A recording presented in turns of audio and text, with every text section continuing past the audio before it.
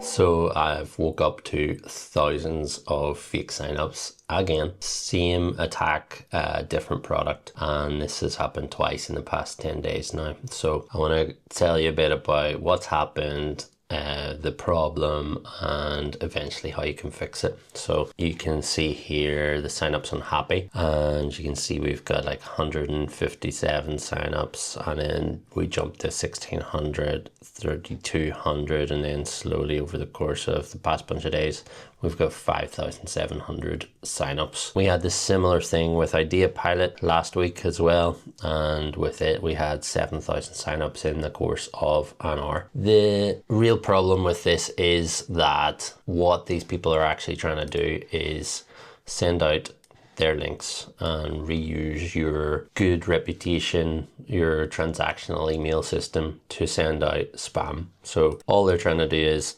send out their links. I don't even know why they bother, because surely if a user gets this, they're not going to go to this link, they're not going to do whatever. It's complete junk. So the real problem here is, one, it's wasting your time and resources. You've thousands of fake bots hitting your servers that could be used for actual users. You have issues with your email provider. So if Postmark, who I use for sending out the emails, get wind of this and see, wow, this guy's account's now sending thousands of emails a day and they're all bouncing, a lot of them are bouncing and things like that, you then get a bad reputation. Your Postmark might block you and things like that. So this is really just a waste of time, something you don't want to happen. Now, the Idea Pilot incident was very easy to spot because we have Slack alerts for when people sign up. With Happy, I have Slack alerts for when people sign up, but there's a two-step sign up process. So with Happy, you create your user account first, and then you get taken to a screen where you fill in your team details, select your plan, and then go off to a Stripe checkout. And I wasn't sending the Slack alerts for Happy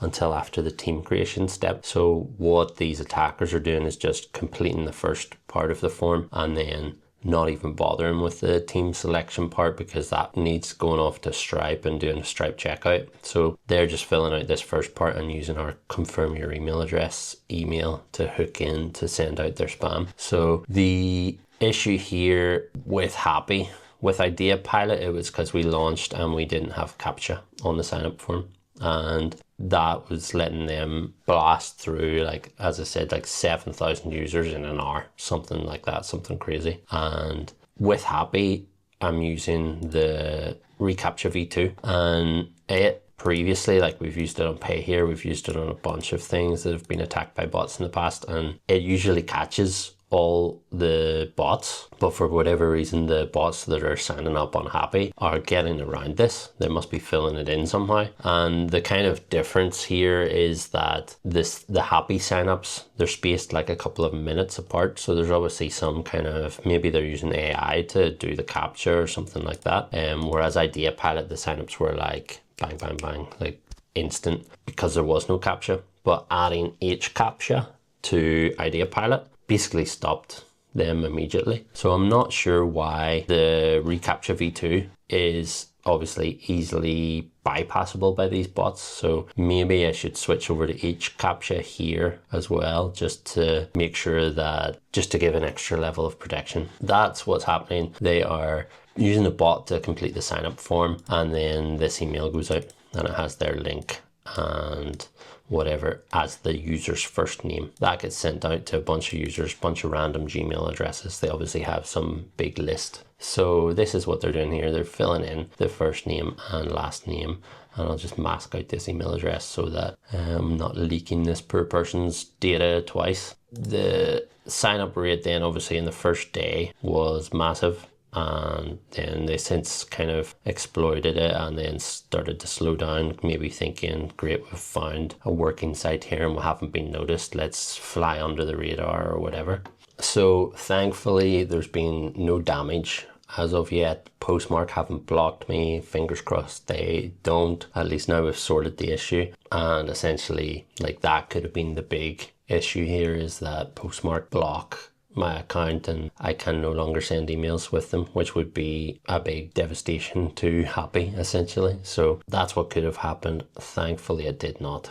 So I want to just walk you through what I did to solve these attacks. So the Idea Pilot one I found out about right away because we had the Slack alerts going off. And so I jumped in and was able to add in rate limiting first. So that was just by IP address and blocking 5 requests in 15 minutes for the signups. Otherwise you get rate limited. And usually with these bots and stuff, some of them are more sophisticated and will have multiple IPs and all that sort of stuff, but a lot of them are quite basic. And if they kind of trigger on to the fact that you've got a rate limiting in place, they might just leave you alone. So that was the first thing I did, rate limits on registrations, some rate limits as well on sessions, on logins. And this one's more of like not necessarily for this attack, but this one's more for people trying to hack into other people's accounts. So you can rate limit logins by email address. So if someone is trying the same email address over and over again with random different passwords, this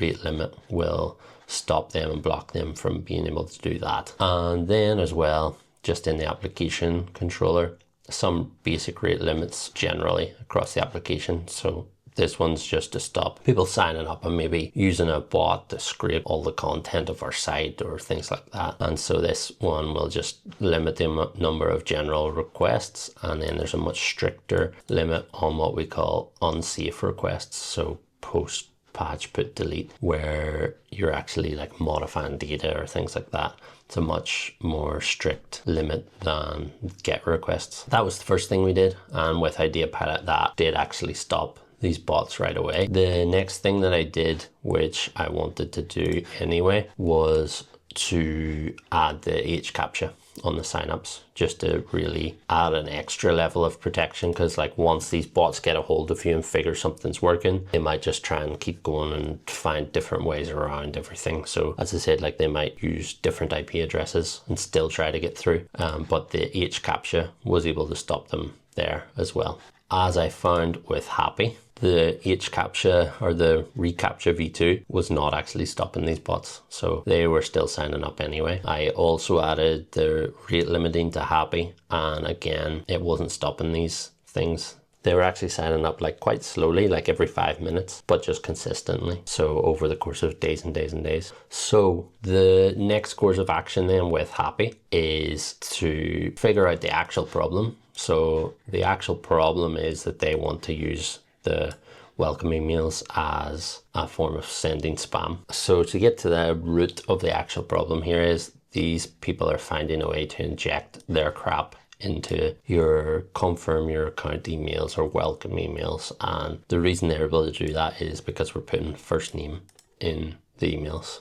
And if you still want to be able to put first name in the emails and still sanitize this a bit, like the links aren't clickable, there's no security vulnerabilities, but they're able to put in that sort of text into your first name field. It's not going to cause a SQL injection attack or anything like that, but it is just still getting that information in front of users, which is not good. So I've solved this by creating this sanitizable names concern, and I'm not going to show the actual code of what it's actually doing to sanitize the names, because maybe these people might eventually watch this and reverse engineer whatever's going on here. But we sanitize first name and last name fields on sign up, and that strips out all of their junk, all of their links and everything like that. So that's one step which will remove a bunch of this crap. And so the next time they try this thing, maybe they just won't bother because they know there's sanitization going on. But the actual even safer step, which I've taken as well, is in this initial email that goes out, we're not even going to put first name in anymore.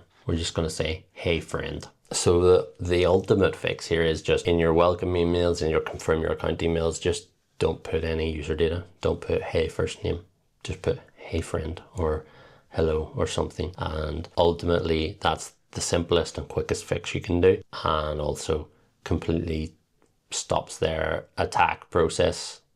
So we've tried a whole bunch of different things, and the key here is that these sort of attacks evolve over time. Maybe these people will come back and try something else, try something different, and the key here is just being prepared and being agile and nimble to fight back and put things in place. You could spend all the time in the world ahead of time thinking of all these possible attacks and making your application so secure. But at the end of the day, I like to ship products. And I'm not saying that I ship them with weak security or anything like that, but I like to actually get productive and ship things. And that means sometimes maybe you're not thinking of all these things ahead of time. You're just relying on Rails defaults and security from Rails out of the box. But as long as you can keep an eye on things and be agile and adapt to these things, you're going to be just fine. So the one tip I would give you out of the gates is don't put first name in your emails, in your welcome emails or whatever, and maybe just consider dropping it altogether just for complete peace of mind.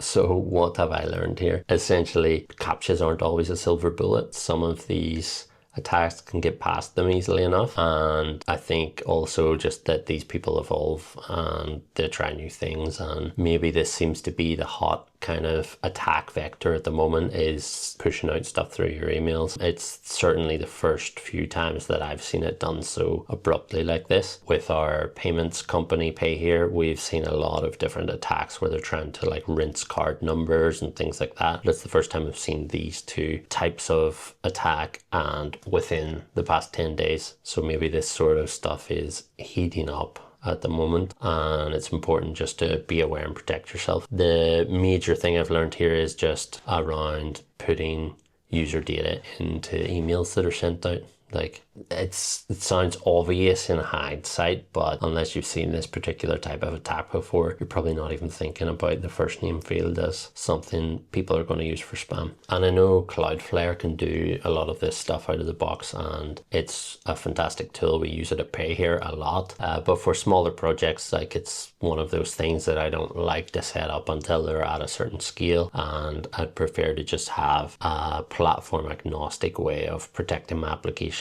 And I think the ways I'm going about this and solving it at the app level rather than just relying on some third-party service that I don't know what they're actually doing behind the scenes, I think it's a better solve for me. It's free of charge as well. So yeah, if you run a SaaS startup, or if you're an indie dev or anything like that, don't wait for the spammers to find you. Put some guardrails in place while you know about these issues, and sleep a little better at night knowing that you've at least done the basics to protect your emails from spammers. And if you have any other tips or common attacks or ways you've been attacked, please drop them in the comments. I'd love to read about them and prepare my apps for even more types of attacks ahead of time. And if you want any tips for dealing with spam or hacks, check out this video here.